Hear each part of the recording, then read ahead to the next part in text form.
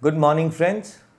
I'm once again back. This is the President, Mr. Raghavinder Das of the All India Cantonment Bungalow Cum Resident Owners Association. I must share with you what I believed throughout, first of all.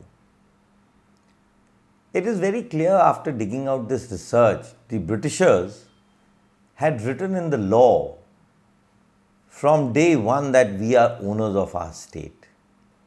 Maybe it was a house which was on old grant, which the government says, whether it was on lease from 1889 to 1912 code, whether it was a small shop or an old grant property in bazaar area, which today's people presume after 1938 that we are two separate identities, which the Britishers created in 1938 before the World War II. So friends, what are we? But what have we become? So, there is a saying, beggars cannot be choosers. So, we have actually, in the last some years, have moved to beggary. In my opinion, nobody would come and change this stand of ours. We will have to educate ourselves and be our saviors by ourselves. This is where in 2015 I decided that this association which we had created would be an association with a law firm or with a legal cell, and which would come for the help of people or would educate them on their basic laws.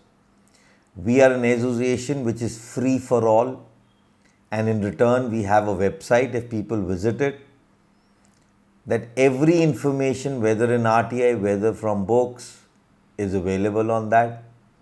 Even the list of HORs of various cantonments is available. Some latest parliamentary reports are available. Any kind of information which the residents of these cantonments 57 want would be made available on it, and that's all free. But the basic principle on what Mr. Das worked since 2015 or even prior to that, there are no free lunches in today's world. So, how do we make ourselves or these residents make themselves more self-reliant is the biggest question today, which we all individually who listen to my video should ask themselves. They should check into their integrity. Did they ever try to know what their rights are on these lands or on these bungalows or on these properties, whether on this side or that side of the civil area? No, they've never. That is why in the past, so many years, not a single case we have won in the honorable courts. Why? Either we don't have time, either we have disputes, either the property has been divided into too many inheritors, either the property's finances are very weak, some or the other reason. But there are even some people who could afford these fights in a very big way, had brought in a lot senior luminaries from the honorable courts to fight their case. But what is it? Did they win? I'm not supposed to name those senior advocates from the Supreme Court or from any of the lower courts who have tried to fight these cases. But where have we landed? Nowhere. If we have to grade ourselves as a classroom, our pass percentage ratio or percentage is so poor that even a nursery standard children will laugh on us. Coming to resumption notices, it is practically 0% of win situation, 100% we lose. When we come to the other unauthorized construction which can be influxed on us, our win situation is more than 4 or 5%. But in those cases also, by the next 25 years, we are harassed in the courts. Coming to house tax or tax purposes, our ratio could be about 15%. But what we get from the court? We do not get a maximum reduction of the taxes claimed by the government. Maybe 10%, 15% reduction, and that's it. And we admit to it. Similarly, in PP Act, which is influxed on us, it is a purely prerogative of the executive. He may influx it on you, he may not, whether in Section 4 or Section 5. So what are we, aren't we sounding as if we are too much dependent on the executives in these cantonments? But this is only because we do not want to learn, we do not want to educate ourselves. I just talk of a very small report which just came out in 2020, that is the S.K. Bose Parliamentary Committee report which was made. And there was a lot of hype about it, that there was a new association with some ACCIWW, I wouldn't know the full name, which was created in lieu of the present association when I converted this association to be free for all. What have they achieved? What we achieved till 2015, they actually brushed it aside below the carpet. We've again come back to beggary. We again have come back to the presumption that all these lands belong to government, and whatever somebody will give us as the government, we have no rights on these lands. So start begging to the government, please do something for us. Give us a better sale and purchase permission, give us a mutation permission. So I don't believe in beggary at all, because after going through these records, I'm very clear about what the Britishers have written and where is the law that we are owners. Now in this executive, what I was just mentioning, and the S.K. Bose Committee report, there were the statement that some 94 resumption notices issued by the Ministry of Defence. Now only 56 or 60 resumption notices by these executives have been issued finally. Why? Why not the other 30? This could be various reasons. I don't hesitate in saying maybe they're trying to save the HOR, maybe they're trying to do the same thing what they did in Ambala by making cyanide notices. Maybe they are wanting these HORs to sell their bungalows to new occupants, which will become illegal. Or maybe they are regularizing all their unauthorized doings in this bungalows before the notice is issued. Because once the notice is issued, there has to be a maintenance of status quo as per various Supreme Court judgments. Now coming to the second point of unauthorized construction, which I just said, I can specifically say about my own cantonment Ambala, even if you are an illegal occupant without the permission of the station commander or commander-in-chief or the Ministry of Defence, you have purchased a bungalow, you can jolly well go repair the whole bungalow if you are on a good handshake with the executives. But if you are not, you are issued with all sorts of notices. Maybe even you can go down to 269 ceiling. But what is all happening? I know some cases where the bungalow was demolished of an illegal HOR, and the same bungalow by the same executive was made. Now, how could the law at one stage say this is a wrong construction, and on the other hand, it could say that this is the right construction? So, give him permission to construct. Within a gap of 1 year, this will come in my coming days. So, we are again very, very dependent on these executives. Coming to PP Act, I've already said, this is the Wills and Fancies Act given to the executive. There is no reasoning why he is issuing you PP Act. It could be under Section 4 where he wants you to move out, Section 5 for some unauthorized occupancy. Regarding tax matters, never ever the tax superintendent will come up and advertise or would publicly say that this is the STR for this tricentennial assessment year. He would never let you know whether A bungalow is paying what tax or B bungalow is paying what tax. Why? because we don't know our tax structure which the Britishers gave us in 1880. And they wrote, whoever would pay tax, it will not be a property of government. But what by passage of time by 1924 to date, what the tax superintendent says, we are only taxing you for the built up area. Please read your tax notice. Please read the tax section. But we don't want to educate ourselves. So friends, during this period from 2015 to date, now I have realized that I must reach to every individual living in these cantonments. I want to reach to the last man who may be holding the smallest piece of property, maybe a 10 square yards or a 20 square yards shop. I want to reach him through these YouTubes. So let's get up. We don't need any national associations anymore. One is enough. We don't need to come and pay or give donations to these associations in form of subscriptions. We are here for you. We will educate you. Once you get educated, then you have questions which the associations would. Even the present association, I put forward to everybody. Go ask the president, go ask the secretary or anybody up there. What cause are you looking for? What are you looking to get from the department? Just going for a political handshake, getting those 5 or 6 people photographed with senior bureaucrats and officers? Please understand, this will land us nowhere. So please stand up. And since we've already lost everything because of our uneducated behavior, we need to now understand what these laws and how this entire land record was being maintained.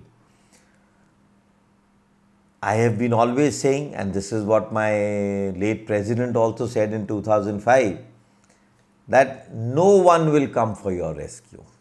How big and small you are. Maybe to begin with, these notices, somebody may come up, but nobody will come up for your savior. Once you are issued a resumption notice, you will have to face it. Once you are put to any of these 3 notices which I just mentioned, unauthorized construction, PP Act, or you have a dispute on your tax structure, nobody comes to you because nobody knows the laws. Now, how do? We run to our advocates. They get us into those civil courts without even knowing these laws. Friends, please remember, when these cantonments or these military stations were being built, so what was I saying? I was simply saying that we all need to educate ourselves. Nobody is interested.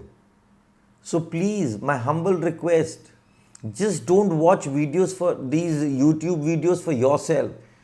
Make it a movement. Let everybody watch. When you have free time, take out your smartphone, or when you are at home, see what I am saying. I am only talking logic. I am not trying to put myself as a guest visitor or something like this. I am myself a bungalow owner. I am myself a resident of this cantonment Ambala. I till date will even be compensated within Ambala cantonment. But look at the local Ambala association's travesty. They think once your bungalows are resumed, you are out.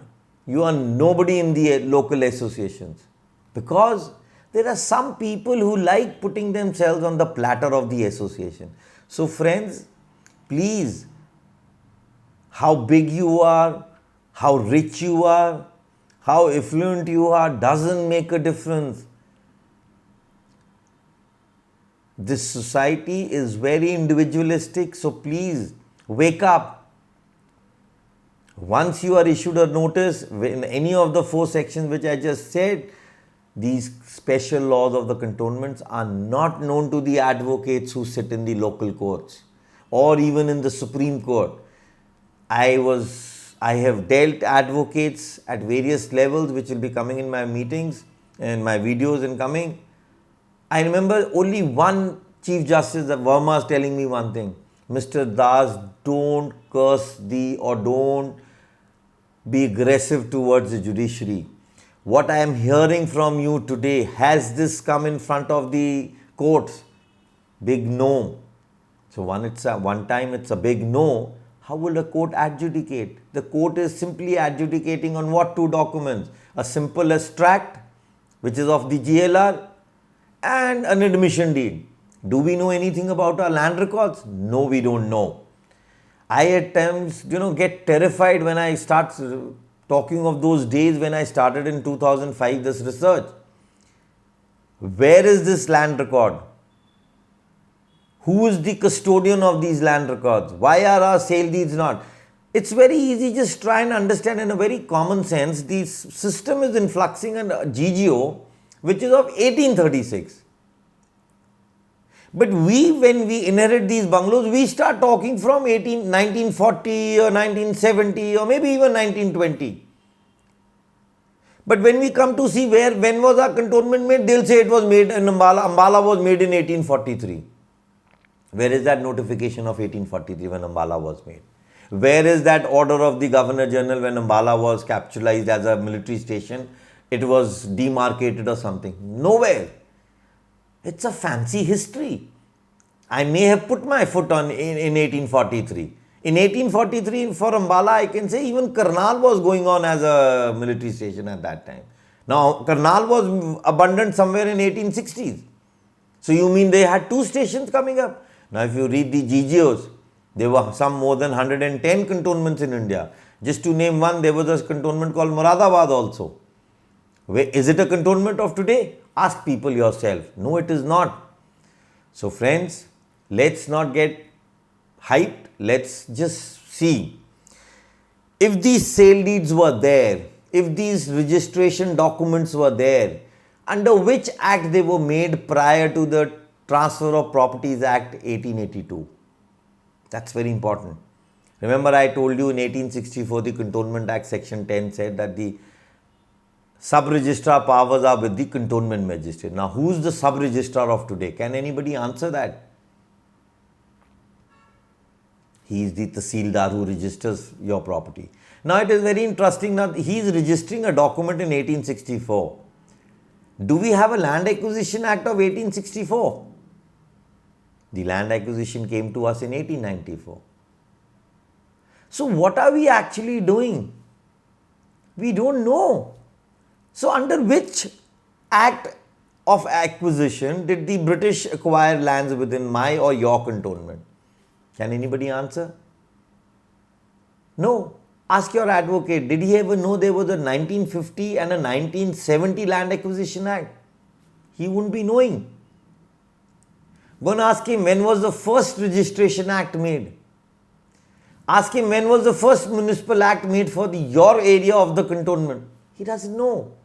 How come there was a sale deed registered under 1855 Registration Act? Will that registry be considered under the Transfers of Properties Act 1882, which came much later to it? Nobody knows all this. So what are we doing? So friends, let's start digging our land records. It's very simple. I'll just explain you. This video is very important for everybody. Listen to me carefully. I'm not putting out any document for visual looking in this video. I'm only going to talk. If anything has to be seen, please move to my website. You only have to register yourself there free of charges, and then you can scroll into the question and answers chapter of the vision of the association there. What you have to do is start looking for your registries. Where are they lying? The first question is, sir, where are our registries lying? Till 1924, the cantonment magistrate was the custodian and as well as the sub-registrar of these cantonments. So, all the documents or registries were lying under his custody, which is now the cantonment board. But presume 1924, when things abolished from his hands, so the records moved to the DC headquarter. That is the district collector, district commissioner, or whatever may be in your state. So there in those DC office, there is an office called Registry Record Room, which is under the Tahsildar regime or the DRO, that's the District Revenue Officer. So please, Let's all combine hands. Let's pick up people from civil area and anything for one can. I'll just name let's say Shahjahanpur. Shahjahanpur has a registry room. Let us 10 bungalow owners or 10 residents from the civil area join hands. Let us pick up a boy or a young girl. She is made to sit in those record rooms. And from 1938, let's say your register of 1938 sale deed is 78 number. Tell that person he will scroll those registers in descending order from 78, 77, 76, and he will start finding registries in English, all handwritten. Because English I am saying, because Britishers could only understand English. So all you will find these registries there. Let's say if not in Shahjahanpur registry record room. So Shahjahanpur immediate vicinity is Lucknow. So maybe this record has been shifted to the Lucknow Tehsil. So we can always send people there. All we have to do is be naive to the officer, be naive to the dealing clerk sitting there, ask his support for. It's a very small meager amount. You just have to pay some small money. Get to see these registers. Once you start, keep laying hands. Let the person sitting there make a profile of a data. What is the bungalow number or what is the state number, which year, which date, every registry number, the name who sold it, the name who bought it, buyer and seller. Very important, please note down the left, the east, west, north, south sides of the boundaries of the bungalow or the, if any survey number given in that registry. Even note down the area specified in that registry, because tomorrow maybe that area is either increased or decreased. Nature of your rights if written. Then last comes the jilt number, the registry number, the book number or the register number, and those so on things can be written.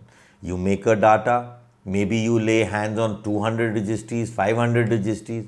Maybe that registry is not of your estate or your property or your shop, but it could have been of some other person. Hold that data with you. Come back into the cantonment. Let that data be made public that we guys have researched, we found some registries of such and such people. If they wanted, this is the expenditure, share that expenditure. And this is how, if let's say Mr. A gets a registry of 1938, and I have explained in my GLR video, once you see your full volume GLR and you do not find that registry mentioned in that GLR, does it make sense or not? That GLR stands defunct. Proved that this is not a document made in authority. This is how it is. The second part of the research is the judicial room of all these cantonments. There is a judicial record rooms. We have to dig into the data prior to 1980 and 1975. Start looking up for them. Again in the similar way, pick up a boy, all records are documented there, but you don't know which bungalow went in for which case, whether it was a suit for injunction, suit for declaration, or any kind of maybe a tax dispute. Take him till 1870. Whenever tell the boy who's sitting in the clerk office there, you find any case between the cantonment executive officer and a bungalow owner or a resident or Secretary of State India versus anybody, this is a cantonment case. Make a file of it, pick up a detail of it, make those records, and this is how you can again do your homework. The third and foremost is write down where your CO is, start searching for records in their record rooms. Everybody has relations. We can all do this. It's nothing big. So start writing RTI letters. If you are unable to draft them, I am there. I have said to every bungalow owner, please call me back. I have simply said there are no lunches free in this world, but I am very straight to get you educated. So for that, I am not going to disturb you on your pockets. So friends, this is how we can dig into records with the COs, with the Defence Estate Office of your area. Try and lay hands on as many records you can. GLR, House Property Register of 1833. Even if they have any house property register under the cantonment code, Get it? I just remember just about a fortnight, there was somebody from Jhansi cantonment who had a brashing from me just because he was insistive on his demand of getting the GLR from me. I'm not sitting here to share those documents or to, just publicize those documents. There are many documents which I've been telling on my videos always, which are not in favor of the bungalow owners also. So I'm not going to make public everything. I shall only make it public when required. I'm not going to jump to those aggressions and start making things available. So that's one way. Now, since I remember in 2012, there was a creation of an archives department in every cantonment or every district headquarters. This department is very important and it is very friendly. All you have to do is just visit this department. The person standing up there would be able to show you all the newspapers lying in his records from, let's say, 1900. He is in a position to show you all the gazetteers of your cantonments. There may be some more historical books there. So please look up for there. You can lay hands on some settlement reports of your cantonments, maybe some old land revenue records of your cantonment. So try and do it. Like I remember there is a land record section in Jalandhar Cant. Some Mr. Abdul was the head of it when I met him in Jalandhar. I laid hands on a lot of land records of Jalandhar, Amritsar, Firozpur, Tootabad, Lahore, Ambala, which were lying in Jalandhar. So, because that was a united Punjab. So you have to dig in, friends. Nobody is going to come and dig your records for you. Last and foremost, there is a land revenue record room in the district collector's office. Now, this is something different than the registry. This is where the lands are documented, whether they are on this village area, whether they are on the cantonment area, whether they are on your urbanized township area. All lands somewhere originally started with some khasra numbers, which was later converted to the cadastral survey numbers. All these plans are going to be lying there. There's going to be a very old patwari up there who's been reinstated or something like this in this office, in the DC's room. Just ask for the DC revenue land record. Where is that office? Dig into it. Ask him to give you all the documents prior to 1900. You may lay hands of the khasra record of your cantonment when it was formed. What mostly the British or the Indian judiciary is interpret that my cantonment either skeeted or the British army won through war. There's nothing like this. Remember I told you about 1784 Pitt's Act? It debarred the British East India Company to enter into a war to increase its influence in the terrain of India. So let's not get into those topics. Get those Jama Bandis from these records. This may cost you, officially, unofficially, but this is very important for your cantonment. So here I say, let's not have a national association. Just have a local association. Maybe 10 people, 5 people, but just sit together. Okay? And once you get these records, I remember I laid hands on a very important document which you may also do it. And especially the people in the UP area, Awadh area. The word is called Wazibulars. This is a law of the village. I will explain this entire Wazibulars and I'll even show it to you later. So try and lay hands on this. Britishers never changed these khasra numbers once given. Neither they were interested in changing these survey numbers of the states given to us. But when the notification of the cantonment was done, way later, somewhere in my cantonment's notification came in 1873. So were these grants given after 1873 of the GGO 1836? The system is trying to make a fool of us. The Britishers, because they were educated, they did that. I admit it, that their education brought them to the standards of ruling us. Friends, locate your historical books. That's the last thing. Of your cantonment. There must be some national library, local libraries. Tell somebody to read through that. Once you have all these records, then we can get back You can call me. Now, the most important thing what I'm going to speak is for people who have already fished into their records. There are many people who talk to me. There are some very important cut dates of these sale deeds. Friends, remember in 1938, I want all people who can afford to give me their registries prior to 1938. This is a very important cut date. Then it comes 1925 CLA rules. Even it comes 1924 Cantonment Act, because we were all given the registration under section 287 of it. Then comes the 1912 and the 1889 Cantonment Code. If a bungalow owner or a resident or a civil area man, please, I get very sluggish about this, that we bungalow areas are separate and you civil area people have some better or good rights. We don't have any good rights. Even you are under the GGO 179, even I am under the GGO 179. So let's not call ourselves by the discrimination what the Britishers gave us in 1938, that we are the civil area and you are the bungalow area. Please. So we are all within the cantonments. Don't antagonize me on these kind of talk. There are many people who say, no, sir, we are not you, we are different. You are no different than us. It's only that things are a little easier for you. Because the civil area they created just for a divide like this. So now once the GLR is there, full volume which I said, and these sale deeds are there, then you get to know what your status is, whether the GLR speaks of those sale deeds or not. Second, there are some properties which are leasehold, and maximum these are in civil areas. Now just imagine, you were given a lease in 1889, 1912, under some code. Please read all those codes because I have all those lease documents. Must be in section 14 or column 18 of it's written that the property can be resumed by giving 1 month notice.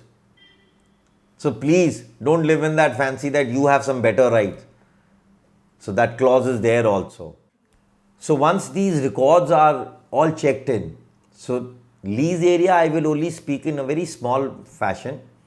In 1889, just check who's your immediate vicinity. Is that property an old grant? So maybe by the rules of the 1889, this was a complete composite grant, and because this grant was required for tenancy by the Britishers, so they permitted you to construct a new house for your own living, and that new portion which you constructed for a house was given on lease. So you have come out from that old grant bungalow. So now it is a fight between either you two were one or were you two independent. Because 1889 no grants or no nothing was given, because even a lease is given of an open property. It is not given of a built up property. Remember one thing. And similarly 1836 GGO grant was also given of an open land. So both the things speak of the same thing. So that's very important. So now friends, I have given you these cut dates. Okay. Now all we have to do is just get together, find our documents, see what I am saying, try and engage into it. Let's unite 10 people, 5 people, wake up. Nobody is going to come and help you out. Nobody. Now once a bungalow owner is in a position to get his documents or is facing some difficulties, today I shall declare that we in this association are simply charging 11,000 rupees for initial making of your file, guiding you to find your records. That's not a big amount. I'm always there for you. I will scrutinize your file, let you know where are the grey areas, where are the black areas, or where are the better off areas, and where we can find these records in a more minute manner, and how things can be created in a form of an evidence for you. So this all wake up is something like preparing yourself for a war. See, maybe I faced it in 2003, you may face it in 2023. But make it sure, one day you will in 2040 get a resumption notice. So where will you get that ammunition then? You will not be able to prepare yourself. So please wake up, get your ammunition together, keep it for yourself. Once this ammunition and documents are in your custody, I bet you are no more a beggar. So beggars are not choosers. That's my slogan. We don't need to go beg with the department, beg with the system. We can only ask them for a betterment of the policy of these cantonments. But we do not need to beg for our laws. Thank you. Good day, friends.